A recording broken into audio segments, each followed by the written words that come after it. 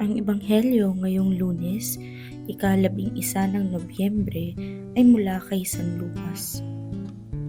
Sinabi ni Jesus sa kanyang mga alagad, "Tiyak na darating ang mga sanhi ng pagkakasala. Ngunit kakilakilabot ang sasapitin ng mga taong panggagalingan niyon.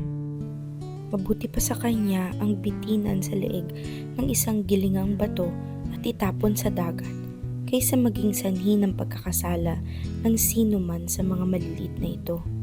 Kaya't mag-ingat kayo. Kung magkasala sa iyo ang kapatid mo, pagsabihan mo.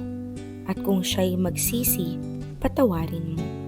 Kung 7 ulit siyang magkasala sa iyo sa maghapon at 7 ulit ding lumapit sa iyo at sabihin niyang, nagsisisi ako, dapat mo siyang patawarin." Sinabi ng mga apostol sa Panginoon, "Dagdagan po ninyo ang aming pananampalataya." Tumugon ang Panginoon, "Kung ang inyong pananampalataya ay sinlaki ng butil ng mustasa, masasabi ninyo sa punong ito ng sikamoro, mabunot ka at matanim sa dagat, at susundin kayo nito." Ang mabuting balita ng Panginoon.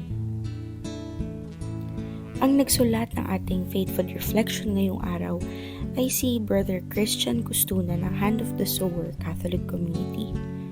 Kasalanan ko ba o kasalanan mo? Sinabi ni Jesus sa kanyang mga alagad, hindi mawawala kahit kailan ang mga sanhi ng pagkakasala, ngunit nakakapangilabot ang sasapitin ng taong panggagalingan nito.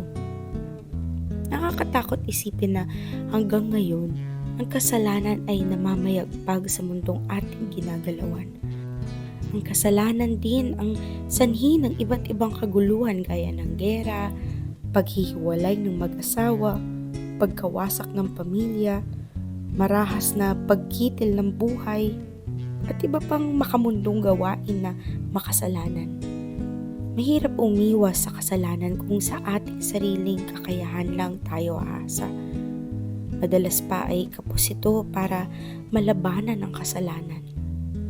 Bilang Katoliko, isang biyaya ng ating simbahan ay ang sakramento ng kumpisal, na kung saan tayo ay pinatatawad ng Diyos sa ating mga pagkakasala.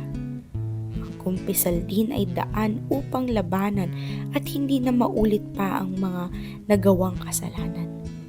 Gayon din, ang ating pananampalataya sa Diyos ay atin ding panglaban sa kasalanan.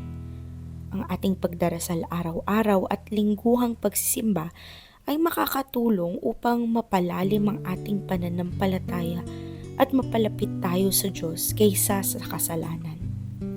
Hindi tayo dapat matakot o magpasakop sa kasalanan dahil si Jesus mismo ay nagtagumpay na laban sa kasamaan.